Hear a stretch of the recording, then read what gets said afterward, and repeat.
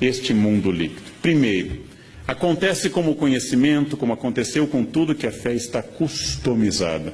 Significa que cada pessoa adapta a si.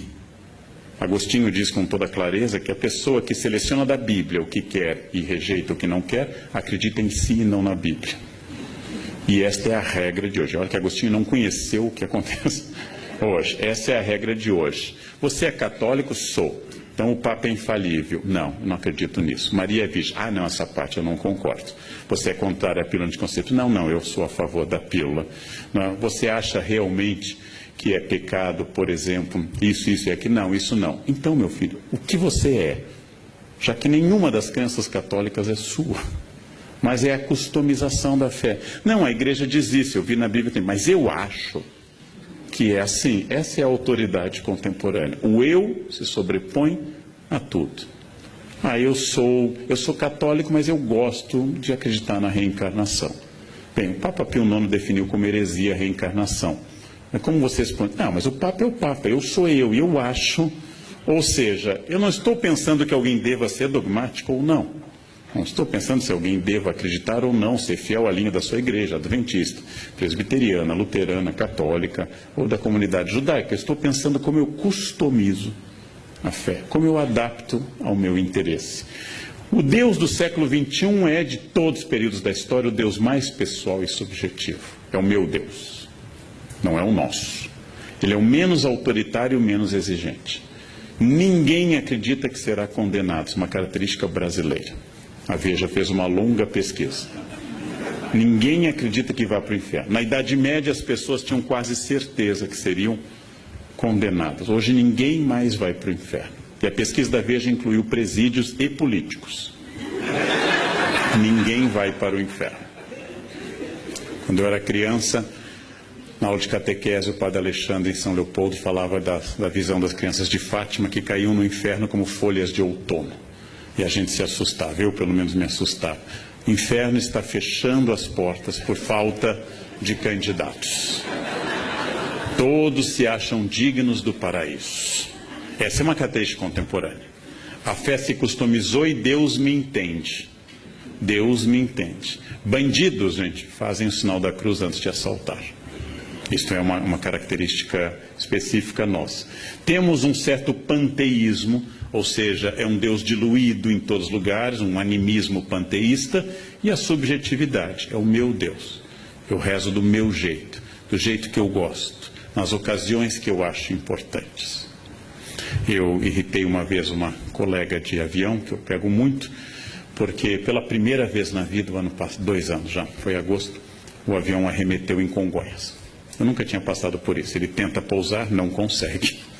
E vai de novo. E você testa a força do esfíncter anal. Não, você testa a sua consciência intestinal num grau alto. E ele vai fazendo aquele esforço sobre aquela área que a TAM tentou fazer o mesmo e não conseguiu. Você sobrevoa aquela área. Então, é aquele momento, eu, fiel a uma certa ideia ainda de ser gaúcho, fingi tranquilidade. Lendo o meu livro. A senhora do meu lado fazia sinais da cruz ferozes, né? De tudo que é tipo ortodoxo, com 3 dedos, meio satanistas de baixo para cima, fazia todos os sinais da cruz possíveis. E aí o avião estabiliza, você solta, verifica se está tudo bem, e ela me perguntou, o senhor não reza? Eu disse, olha, a senhora já rezou. A área mínima de proteção me inclui, né? Eu estou do lado dela. Deus não vai matá-lo, não? A ideia, ela me olhou com olhares terríveis. Eu gosto de dizer essas coisas, né? Num avião, ano passado, uma senhora deu aquela tremida e disse, minha Nossa Senhora Aparecida. Eu disse, olha, padroeiro da aviação é Nossa Senhora de Loreto. Não reze para a entidade errada, né? Você vai pedir Nossa Senhora Aparecida, não é o departamento dela, ela rejeita, o avião cai. Nossa Senhora de Loreto. Guardem a palavra. Nossa Senhora de Loreto.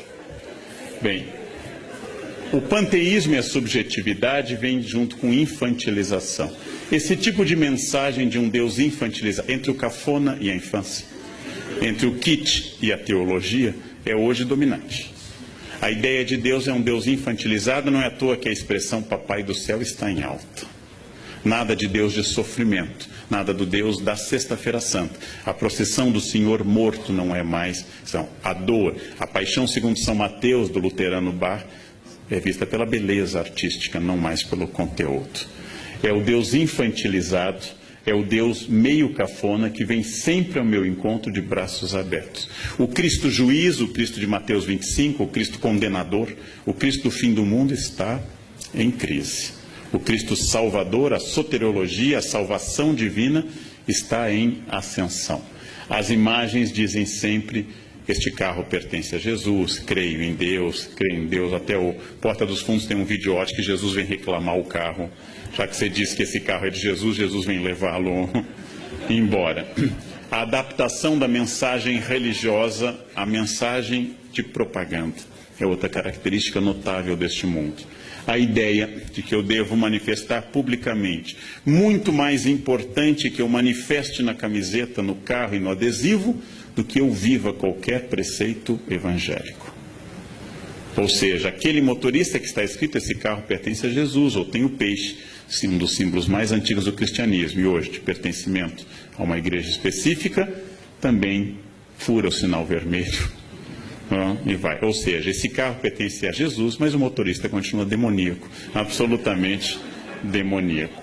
A base disso é que a religião hoje tem que ter uma mensagem clara e pessoal.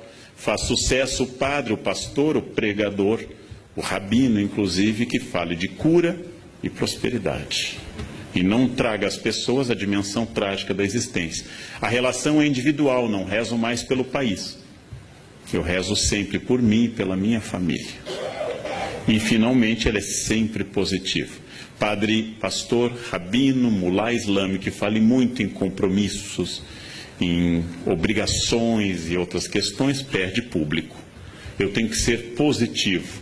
Essa é uma imagem de um pintor famoso e que faz esse Jesus pop. É uma imagem clássica do coração de Jesus, é um Jesus do século XVIII para o XIX, essa imagem, mas foi aqui adaptada a uma linguagem pop. Jesus com um coraçãozinho na cara. Não é ruim nem bom, o historiador não faz isso.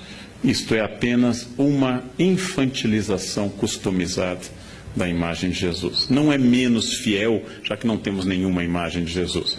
Não é menos fiel à imagem original, mas é uma customização de um Buddy Christ, de um Cristo legal, que me entende sempre, que está sempre ao meu lado, que não estabelece obrigações. Nós temos hoje, como em tudo, inclusive na lei, uma religião dos meus direitos e nunca dos meus deveres. Isso vale para a Constituição brasileira, isso vale para a religião também. Ser cristão significa que Jesus me protege, óbvio. Mas também significa que há um conjunto de obrigações baseadas nesse compromisso. Isso está embaixo. Jesus amigo, Jesus protetor, Jesus Buddy Christ, Jesus legal, é hoje uma marca. Jesus é o meu melhor amigo. Jesus simpático, Jesus handsome, bonitão, estendendo a mão, é o meu melhor amigo. O Jesus da cruz está embaixo. No Congresso Brasileiro existe um crucifixo. Me entrevistaram uma vez, perguntaram o que eu acho. Eu disse, olha, só tem um problema, não sei como não deu processo, mas eu disse, Jesus foi crucificado entre 2 ladrões. E no Congresso tem 513 deputados. É demais. Eu acho que nem Jesus merece essa carga, né? 2 ladrões ainda conseguiu converter um. 513 deputados, gente. Eu pediria a retirada do crucifixo por motivos religiosos e não de Estado laico. Pediria por respeito a Jesus. Respeito a Jesus. Outro traço da crença atual é que ela tem que ser o mais catártica, ou seja, a palavra catarse, palavra aristotélica, o mais cheio de energia, missa animada, seja ela carismática, seja ela um culto neopentecostal. Mesmo naquele protestantismo que é o limite entre o protestante histórico e o pentecostal, que é o batista, há um bom culto, é aquele culto animado. Erguei as mãos, dai glória a Deus, canta, anima. Eu, como estudo religiões, eu frequentei a missa do Padre Marcelo. Eu recomendo aos senhores, porque é um caso muito interessante, mas tem que ir logo, porque não dá para ir na terceira idade, você não tem energia, você não chega ao credo, porque senta, levanta, grita, rodopia, não dá. É uma missa para jovens com boa capacidade aeróbica, boa capacidade, porque ele é animado. O cara animado é aquele. Então, a ideia de um rito catártico, que as pessoas vão na marcha com Jesus, que vão numa missa carismática ou vão num culto neopentecostal, é outra característica dessa crença. Ao lado de um fenômeno urbano típico da década de 70 em diante, que é o New Age. Teorias orientais, Yin, Yang, da teosofia, do taoísmo, que atinge a teosofia, ecologismo, Deus está nas árvores, nas cachoeiras, animismo, Deus está diluído na natureza, e assim por diante. Essas religiões da nova era entendem o sagrado como geral, que você deve sentir a grande metáfora que é a energia, palavra que me irrita em particular. Quando as pessoas, você sente nesse hotel essa energia? Claro que sinto, 5 estrelas, a cama é ótima, eu sinto uma energia fabulosa, né? Quando tem aquela toalhinha de esfoliação suave, que você passa no rosto e é uma lixa, eu sinto uma energia ruim. As pessoas fazem isso, meditam sem meditar, tiram poses porque é New Age. A influência da astrologia, do I Ching, da angelologia clássica, ou seja, da parte da teologia que estuda os anjos, do tarô, de símbolos de boa proteção, de incorporação de elementos de outras religiões, por exemplo. É o caso do Brasil, onde passamos nos últimos 30 anos a utilizar branco no Ano Novo, influência de cultos afro-brasileiros, e agora lingerie vermelha, se você quer amor, lingerie amarela, se você quer dinheiro. Imaginem alguém de cueca vermelha, o que atrai a isso? Um Exu, né? O que atrai uma pessoa de cueca vermelha? Cueca amarela. Imaginem a cena de cueca amarela, salvo se alguém aqui está cueca amarela, é exceção do que eu estou dizendo. A crença de que tudo isso faz parte de um processo geral, já que não é uma ordem nem cristã, nem especificamente católica, se vestir de branco no Ano Novo. É um conceito do sagrado, um conceito geral do sagrado que incorpora elementos de Kabbalah, incorpora elementos da tradição judaica da interpretação dos números, elementos de angelologia e assim por diante. Este conceito de sagrado tem uma metáfora que une tudo, a energia. Energia é uma metáfora que agora vem acompanhada de uma outra tipicamente contemporânea, que me irrita um pouco, que é física quântica. Quando as pessoas não têm a menor ideia de um fenômeno, elas dizem que é física quântica. Elas também não têm a menor ideia do que seja física quântica. Aliás, elas não têm do que é física newtoniana, que é mais fácil, quanto mais a quântica. Eu também não sei o que é física quântica. Fiz um curso na Casa do Saber de 4 aulas, mas continuo não sabendo. Porém, eu não uso essa metáfora. Quando não tem explicação, é física quântica. Bem, outra questão, a sincronicidade. Tudo ocorre em benefício, em meu benefício, que é um dos pensamentos mais antigos e tradicionais do mundo. Perdi o avião, foi melhor. Foi melhor assim. Tentei viajar, não consegui. Deus tem Parkinson, escreve certo por linhas tortas. Eu vou entender no final. No fundo, é um barateamento de uma das mensagens mais bonitas da Bíblia, que é o livro de Jó. Por que sofrem os bons? Deus diz isso a Jó, né? Você pescou o Leviatã, você sabe o que eu quero, né? Quando Deus recrimina Jó. Só que essa teologia de Jó, que é os capítulos 1, 2 e o final são os mais antigos do Antigo Testamento, essa teologia de Jó vira uma espécie de universo que conspira a meu favor. Minha empregada me diz que leite com manga dá certo, dá morte. Então eu quis demonstrar a ela que isso é uma lenda e comi manga com leite. Não morri. Ela disse, não, mas o senhor é neto de alemão, não funciona. Então já tem uma variante. Só mata brasileiro luso, clássico, né? Aí ela me disse, não fala, professor, que acontece. Eu disse, esse teto vai cair, viu? Não caiu, então não acontece. Não. E ela, não, mas não é assim, tem que dizer com convicção. Não tem jeito. Não tem jeito, é quântico isso. Finalmente, os elementos orientais como karma e dharma, tradicionais nas religiões do Oriente, e que aqui são ressignificados sem muita propriedade. Karma e dharma são usados numa noção bastante livre de que é o seu karma. É meu karma ter na minha frente no avião alguém perdido, que não consegue achar o seu lugar, que vai até o meio do avião e descobre que é o lugar 2A. Então vem voltando contra Piracema, tentando voltar ao lugar 2A. É meu karma. É meu karma. Eu tenho que, em outra vida eu prejudiquei fila de avião. Então nessa eu vim com essa missão. E acima de tudo, uma ideia até um pouco perversa que doença é fruto do pessimismo e da amargura. Pessoas azedas têm câncer. Pessoas para baixo têm câncer. E aí eu lembro, Madre Paulina, padroeira no Brasil contra o câncer, era uma pessoa super para cima e morreu com câncer. Madre Teresa de Calcutá não era azeda e teve câncer, entre outros problemas.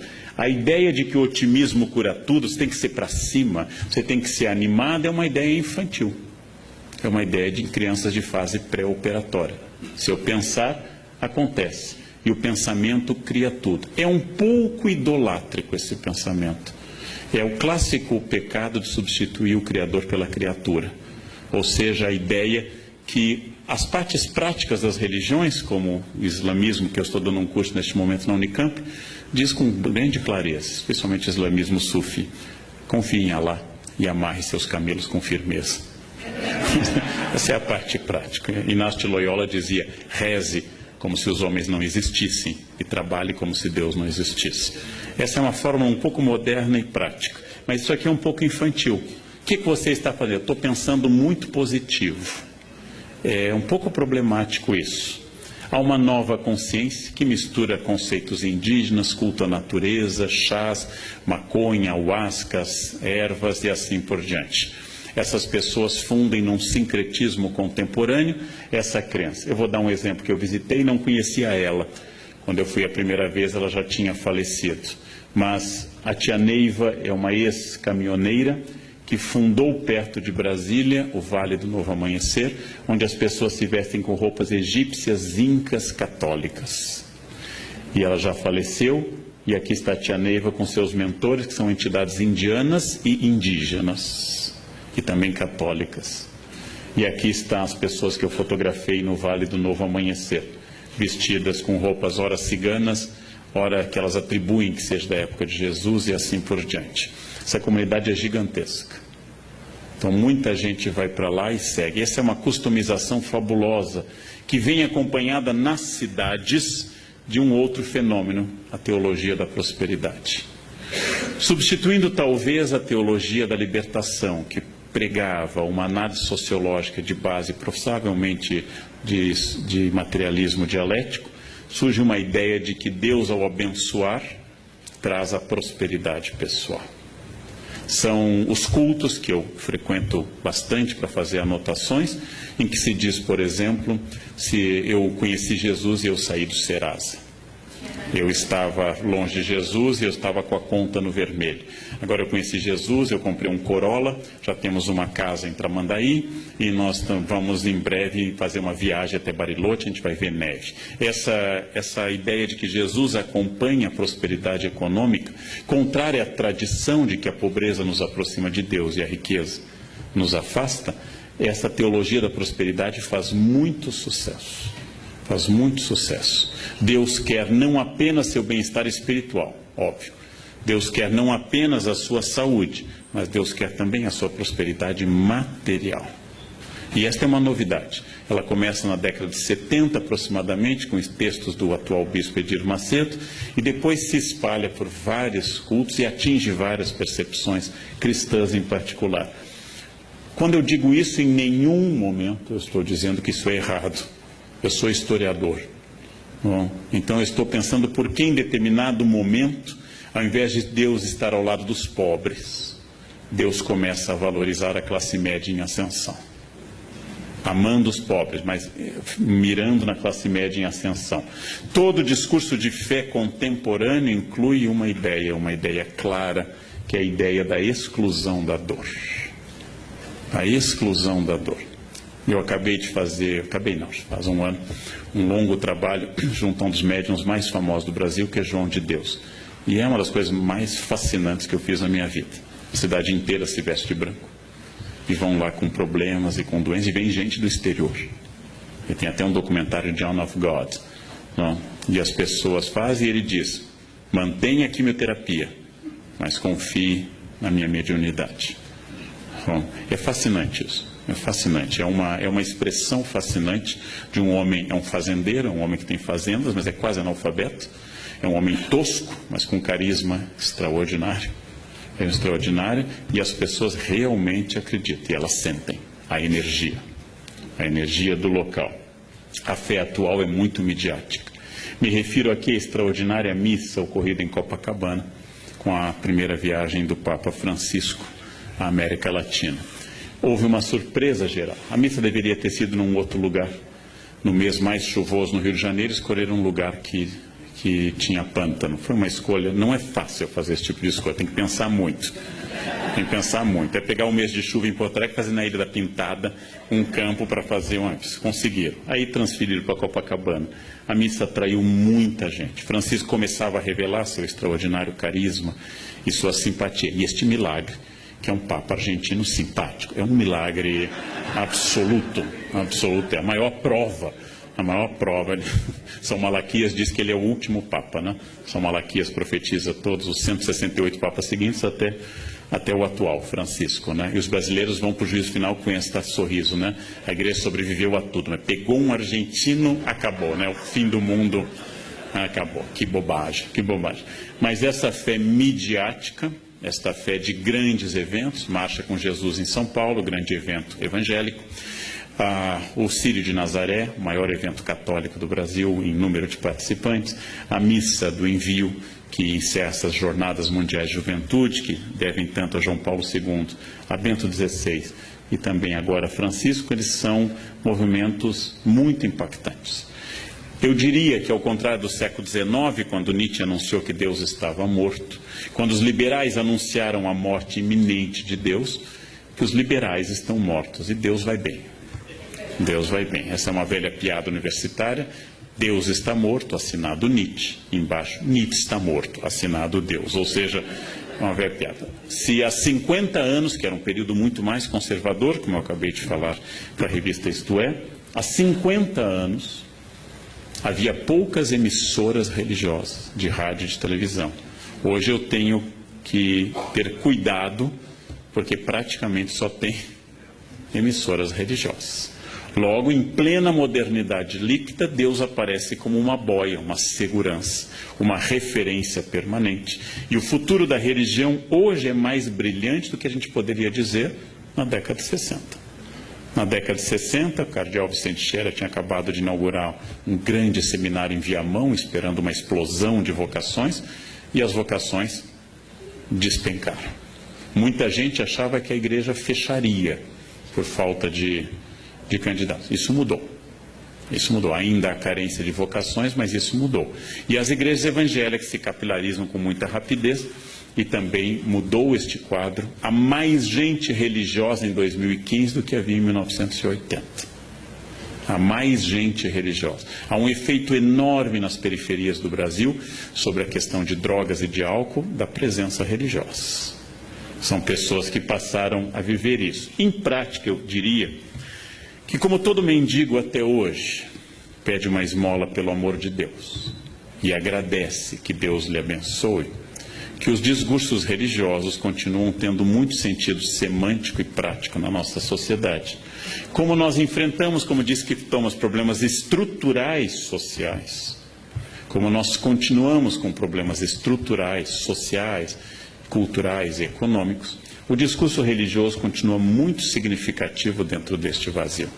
Dentro deste vazio contemporâneo que tem uma imensa dificuldade em estabelecer referências, nessa velocidade que eu fiz toda a primeira parte acelerada, as mensagens continuam com sentido. Dando um curso uma vez sobre tradução de hebraico na Unicamp, eu lembrei que, veja uma metáfora que perdeu totalmente sentido, que é belíssima, mas perdeu sentido. As metáforas agropastoris da Bíblia. O reino de Deus é semelhante ao grão de mostarda. Eu sou a videira, vós sois os ramos. O que significa para um ser humano urbano nascido no centro de Porto Alegre? Aquele que acha que uma galinha é uma Knorr viva, ou seja, que nunca teve contato com a natureza, que não tem ideia do que seja um grão de mostarda. Para ele, mostarda é um potinho que existe no supermercado. Eu poderia mudar, pegar o Salmo 23 ou 22 da Vulgata. O Senhor é meu pastor, nada me faltará. Dominus regit me, em latim, eu poderia mudar para o Senhor é meu provedor de banda larga, Ele nunca cairá. Isso faria as pessoas entenderem mais rapidamente. Mas um dos encantos da religião é o seu arcaísmo. É usar uma linguagem, e não é à toa que depois de relativamente reprimido, o latim volta à igreja. São autorizadas hoje dezenas de missas pelo Brasil, pelo rito tridentino, pela missa de São Pio V. Significa que os discursos e as práticas religiosos por causa do discurso, significa que hoje há mais fila para casamento numa igreja, como aqui, a São José, aqui, do que havia há 50 anos. Em 1968, as jovens queriam sair de casa e queriam levar uma vida hippie. Em 2015, elas têm o mesmo sonho da avó, um marido rico, bem-sucedido e casar de branco na igreja. Nós somos notavelmente mais conservadores do que há 50 anos. As pessoas fizeram a Revolução Francesa, mas querem morar em Versailles. Elas querem continuar morando em casa, com a liberdade da Revolução Francesa. O que acontece hoje, se você marcar numa igreja como Nossa Senhora do Brasil, em São Paulo, seu casamento, que precisa de 3 anos de antecedência, se você perder o noivo, mantenha a data marcada. É mais fácil você vir a encontrar outro do que encontrar. Mantenha a data marcada, porque é fundamental se você quiser. O sonho hoje é coletivo. A avó, a mãe e a menina continuam sonhando com casamento de branco na igreja. Isso é notável. Isso é notável. Nós continuamos explicando mazelas sociais por tudo isso.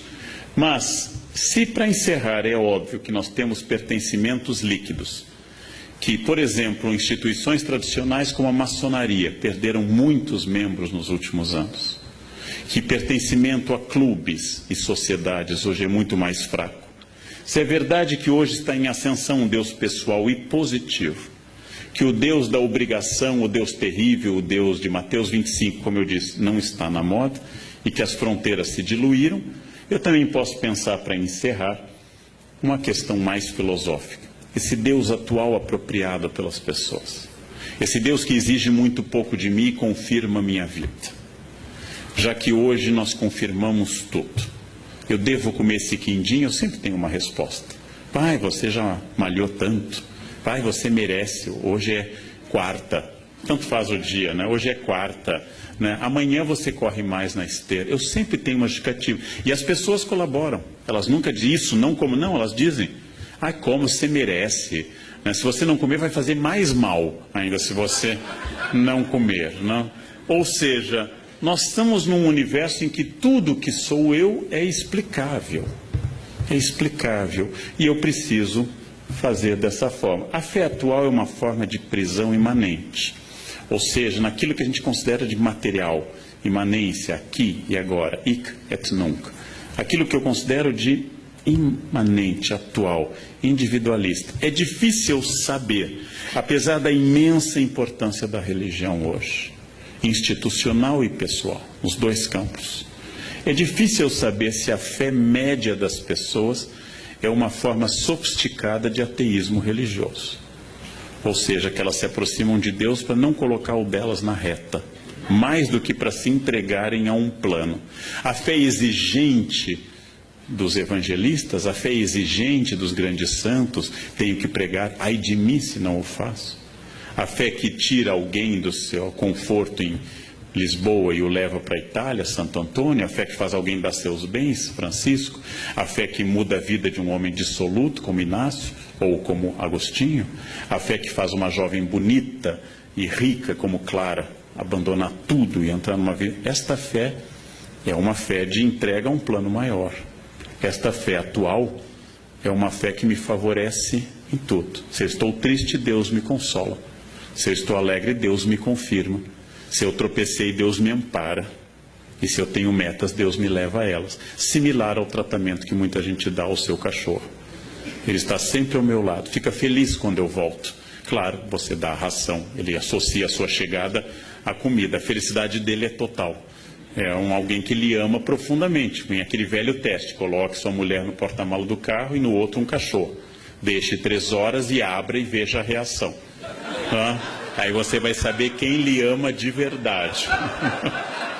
O cachorro que você colocou vai ficar super feliz que você abriu o porta-malas. As mulheres raramente interpretam isso como felicidade. O que significa isso? É mais uma vez essa contradição que eu trabalhei ao longo da minha fala. É possível que nós estejamos num dos momentos mais religiosos da história humana.